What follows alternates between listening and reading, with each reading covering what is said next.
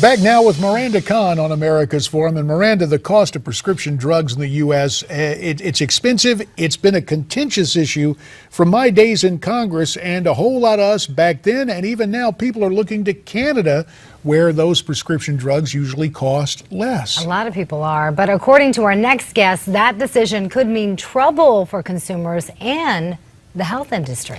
Joining us now for an in-depth analysis, Michael Barnes, who is the executive director for the Center for Lawful Access and Abuse Deterrence. You see Michael there from Washington, D.C.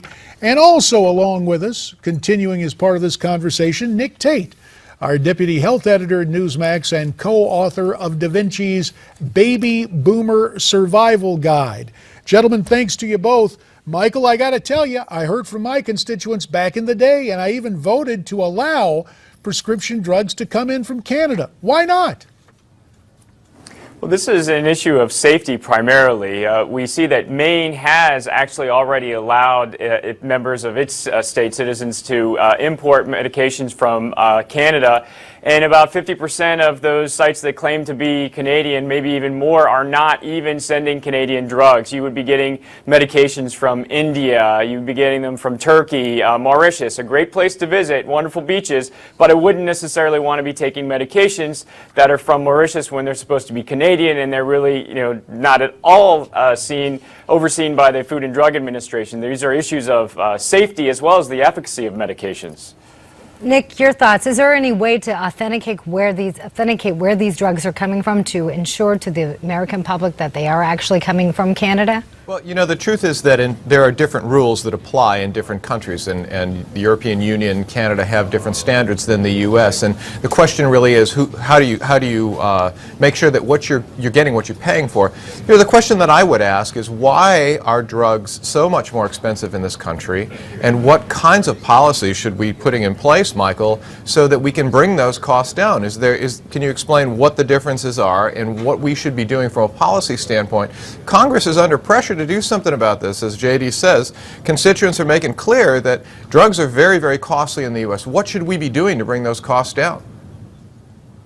Well, the fact of the matter is the research and development on the medications that are creating cures for diseases like hepatitis C, for example, that happens in the United States, and that's funded by the United States. In reality, we subsidize the health of the rest of the world, by bearing the prices here and not having the sorts of cost controls and government subsidies that would be present in other countries. So the question is whether we view this as a means of foreign aid and enabling our country to continue to lead the world in research and development, or whether we sacrifice that. Because if we go into a system of government price controls in the United States, where's the money for research and development going to come from? Yeah, but Michael, it's not necessarily price controls. For example, could there not be, and boy, I think about my old pals on the Ways and Means Committee, shouldn't there be tax credits for R&D rather than direct grants to the drug companies?